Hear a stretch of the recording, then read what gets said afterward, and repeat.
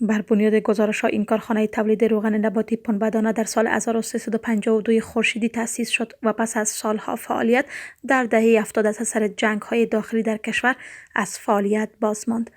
اکنون پس از سالها توقف این کارخانه دوباره به فعالیت آغاز نموده است. این کارخانه با داشتن 4 دستگاه ظرفیت تولید 1 تن روغن را در یک شبانه روز دارد و با آغاز کار آن برای نزدیک به 100 تن از باشندگان شهر مزار شریف زمینه کار فراهم شده است. مقام‌های وزارت مالیه کشور می‌گویند این وزارت تلاش دارد کارخانه‌های تولیدی را که در جریان سالهای گذشته فعالیت آن متوقف بوده است را دوباره فعال سازد. هغه د تیل کشي برخه چې دا څلور پای ماشینری دي او د ورځې لس ټنه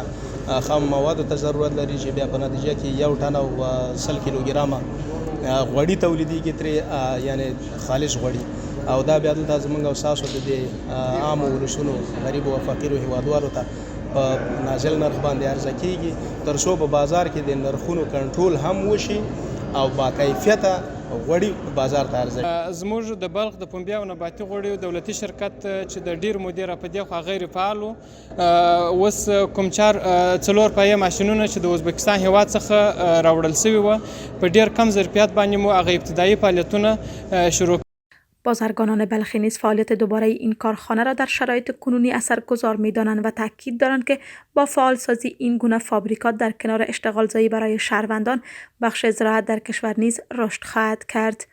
به خاطر رشد زراعت ما، به خاطر خودکفایی ما، به خاطر از اینکه وقتی زراعت رشد بکنه، زراعت وقت رشد میکنه که تصدیها فعال باشه و دهاقین از طریق تصدیها حمایت شود و مواد خامش بخرن و اینا به مواد پخته تبدیل بکنن و پس بازارین تخمای اصلاح شده بیتا کوٹ کیمیاوی بیتن به سبسایدی. همچنان به خاطر رشد زراعت ما به تکنولوژی جدید ضرورت داریم. این سیستمی زنجیروی اقتصادی را فعال می‌سازه که از دهقان ما گرفته تا